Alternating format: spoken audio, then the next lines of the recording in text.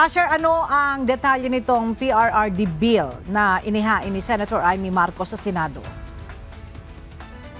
5 pahina ang kopya ng Senate bill na inihain ni Senador Amy Marcos na nagbabawal sa extraordinary rendition ng isang individual sa isang banyagang jurisdiction.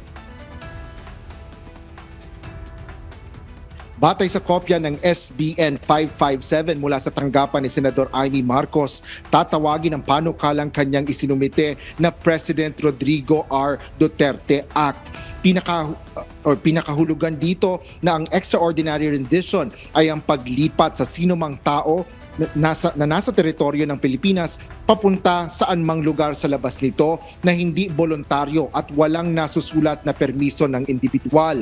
Maaaring kakailanganin rin ang kautusan mula sa competent Philippine court na nagpapahintulot ng paglipat para imbestigahan, questionin, usigin, iditine, ikulong o bitayin ang nasasangkot. Bago akong bill, ang President Rodrigo Roa Duterte bill, which is SBN 552, at ito ang nagpaparusa at ginagawang krimen ang extraordinary rendition. Hindi na dapat maulit ito nangyari kay Presidente na kinidnap siya at dinala rito sa ibang bansa. At papatawan natin ng parusa. Wala tayong masasabi dahil yung ICC ang may proseso sila na kanila, pero para sa atin sa Pilipinas, labag din sa ating batas ang nangyari. Kaya kailangan managot.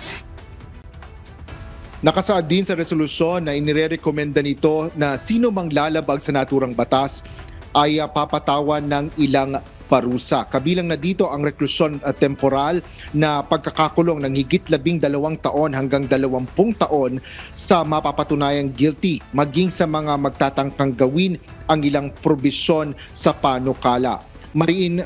Maaari na mga patawan ng paglabag sa iba pang mga probisyon ng prison mayor o pagkakakulong ng higit 6 na taon hanggang 12 taon, habang maaari ring patawan ng parehong parusa ng pagkakakulong ng higit 6 na buwan hanggang 6 na taon at multa na aabot ng 10 milyong piso. Habang nasa The Hague, Netherlands, si Senador Amy Marcos ay inihayag rin nito na sinusuportahan na niya ang ang Senate Joint Resolution na kaugnay ng pagsasailalim sa house arrest kay dating Pangulong Duterte. Ngunit duda ito sa napapansinin nito ng International Criminal Court, kaya mas pupursigihin niya ang pag-iipon ng ebidensya at pagtatanggol kay former President Duterte. Yan ang latest dito sa Senado. Balik sa iyo, Ella. Maraming salamat, Asher Cadapan Jr.